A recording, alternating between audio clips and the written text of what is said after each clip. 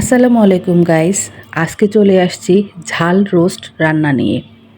তো প্রথমেই আমি ৬ টুকরা মুরগি নিছি, সোনালী মুরগি নিছি।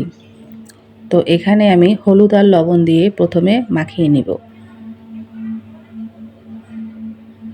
তারপরে আমি চুলায় প্যান বসিয়ে দিলাম। তো এখানে আসলে প্যানে তেল দিলাম। তেল দেওয়ার পরে তেলটা গরম হওয়ার পরে আমি মুরগিটাকে হালকা করে একটু ভেজে নেব। বেশি কড়াবাজি করব না। কড়াবাজি করলে খেতে ভালো লাগবে না। হালকা লাল লাল করে ভেজে নেব। মুরগিগুলো ভাজতে ভাজতে প্রায় ভাজা শেষ হয়ে গেছে আমার। তো দেখতেছেন তো, লাল লাল করে আমি হালকা হালকা করে ভেজে নিলাম। দেখেন আমার মুরগিগুলো আমি বেশি কড়া ভাজি করি নাই, হালকা ভাজি করছি।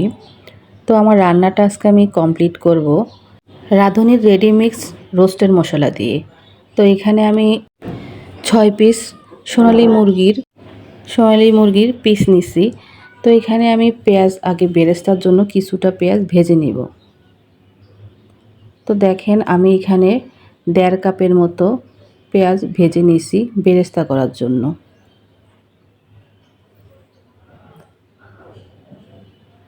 আমার বেরেস্তা হয়ে গেছে। এখন আমি ওই একই তেলের মধ্যে আবার কিছু পেঁয়াজ দিব, ১ কাপের মতো। আরও ১ কাপ পেঁয়াজ আমি ব্লেন্ড করে নিছি। এই যে আমি পেঁয়াজ ব্লেন্ড করাটাও দিয়ে দিলাম।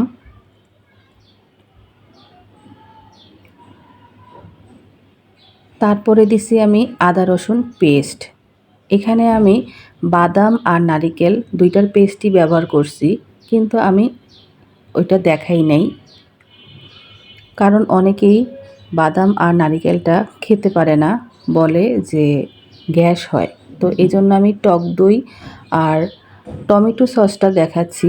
এটা আপনারা না দিলে আসলে রোস্টের কোনো মজাই আসবে না, সেজন্য এটা আমি স্কিপ করি নাই, এটা আমি দেখাচ্ছি।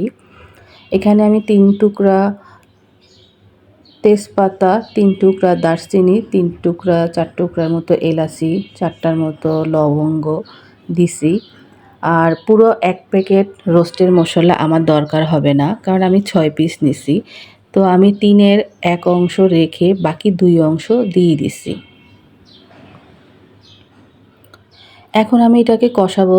কষাতে কষাতে যতক্ষণ এটা থেকে তেল বের হবে ততক্ষণ পর্যন্ত কষিয়ে নেব। এতে করে মশলা থেকে তেলটাও বের হবে আর কাঁচা কাঁচা মশলার গন্ধটাও থাকবে না।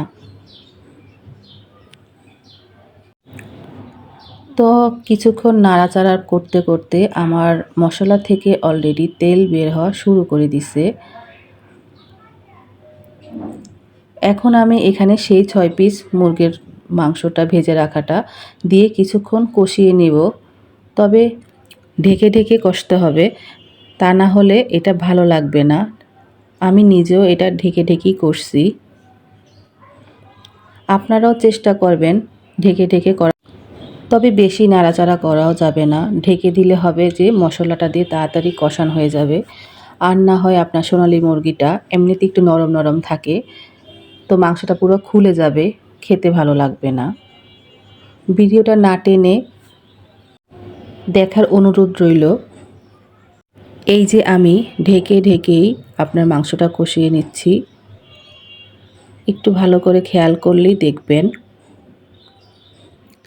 এখানে যেহেতু আমি টক দই আর টমেটো সস ব্যবহার করছি, বাদাম নারিকেল বাটা ব্যবহার করছি, সেক্ষেত্রে আমার একটু সাবধানের সাথে আপনাকে এটা নেড়েচেড়ে নিতে হবে। না হয় কড়াইয়ের সাথে মশলাটা যদি লেগে যায় তাহলে পোড়া পোড়া গন্ধ আসবে, ভালো লাগবে না। মিডিয়াম আঁচে আস্তে আস্তে করে কষিয়ে নেবেন। তো আমি এখানে গরম পানি অ্যাড করছি, সাথে কাঁচামরিচ অ্যাড করছি। আর অল্প পানি ইউজ করব এই কারণে, আর গরম পানিও ইউজ করব। তার কারণ হলো আপনার মাংসটা যেন খুলে না যায়। মাংসটা যদি খুলে যায় তাহলে খেতে ভালো লাগবে না। ঝোলটা আসলে মাখা মাখা মাংসের সাথে একেবারে লেগে যাবে, এরকমভাবে রাখতে হবে। তো আমি এখানে গুঁড়ো দুধও ইউজ করছি, তাতে করে মনে হয় আমার কাছে ঝোলটা ঘন হবে আর একটু হালকা মিষ্টিও হবে, যেহেতু আমি এখানে কোনো চিনি ব্যবহার করব না। সাথে আমি একটু লিকুইড দুধও ইউজ করছি। তো আমার রান্নাটা প্রায় শেষ। এখন আমি এখানে বেরেস্তাটা দিয়ে দিব।